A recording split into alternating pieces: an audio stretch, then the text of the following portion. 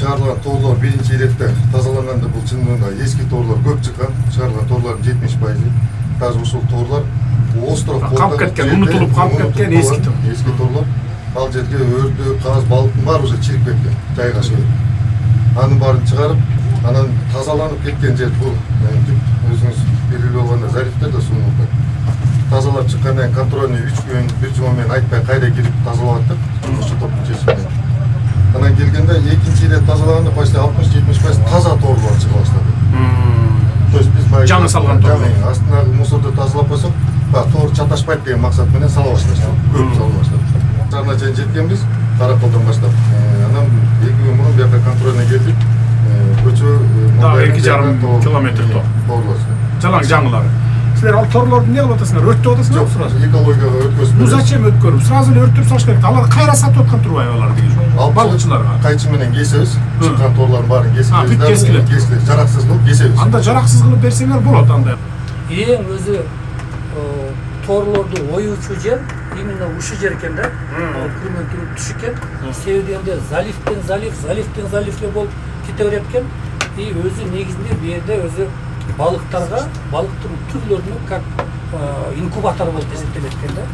Анан браконьерлер да ошону билип, именно көбүнчө эң астына ушу жака салат экен, ушу заливте кесип экен. Булар баягы буй, суй немелерин коюп аткан болсо, азыр даже буйларын койбой 1 метр ылдый жака суунун алдына коет экен, GPS картага белгилеп коет экен, соткасындачы. Булар кыдырышат, эчтемкени көрүшпөйт.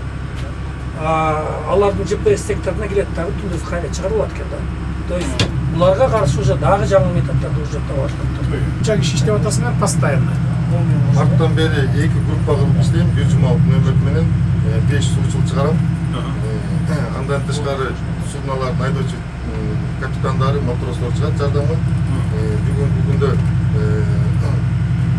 биздин өзгөчө кырдаалдардын ичине караштуу региондук суучулардан дагы алып 8 адам 8 суучулга чейин алып берип атабыз. 1 жумалык нөмөр менен 16 плюс командир 17 адамдар. Торлар да бул жерде, дигенде да турат. О, тетиги ар жагы. Тигинде да бакылашка турабы, деди катеттин ар жагында. Тигине ушу жерде бар экен да, значит. Жүр, көрөлү.